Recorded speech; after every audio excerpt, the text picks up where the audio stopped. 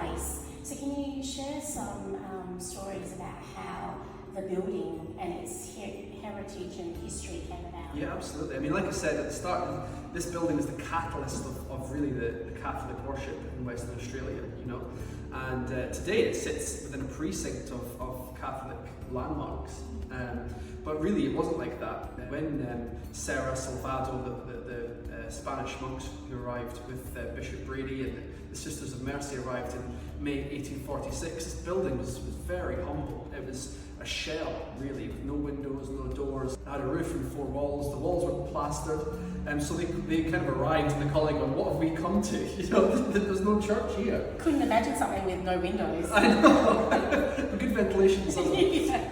But they quickly got together, and I think this is a symbol of, you know, how driven Salvado and Sarah were. That within 3 or 4 days, they actually had managed to glaze the windows, put doors on plaster the walls. And put some boards on the floor because it was just on the earth.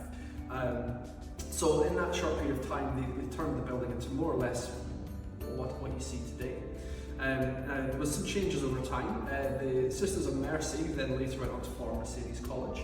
They actually ran a school here very early on, from August 1846. They'd only been here for a couple of months. And they eventually got to about 170 students in this building. Amazing when you think about 170 kids. 170 kids just in this building. Wow. And there was a lean-to on the northern side of the building, which they actually had most of the lessons in, but they also, obviously with that many kids, they were in here as well. They also built the portico in the front in 1856, so there was some changes over time.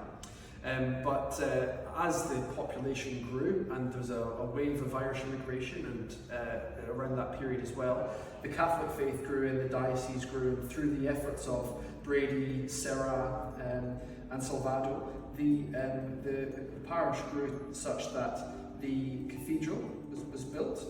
As we know, St Mary's Cathedral was built in 1865, so this was the sole place of worship from 1844 to 1865. But of course, Bishop Beattie had to have a house.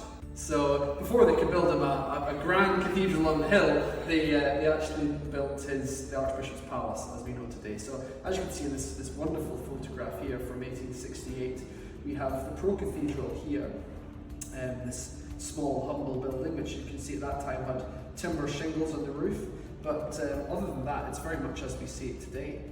We have the Archbishop's Palace there with some other buildings being built in the foreground, and then the original St Mary's Cathedral, which was finished by this point in 1865, and these ladies in their petticoats in the mud. I know, isn't it wonderful to see a point in time, and seeing outside this morning, it's changed. It's totally different to what we see today. Can you imagine walking in the road with your heels today?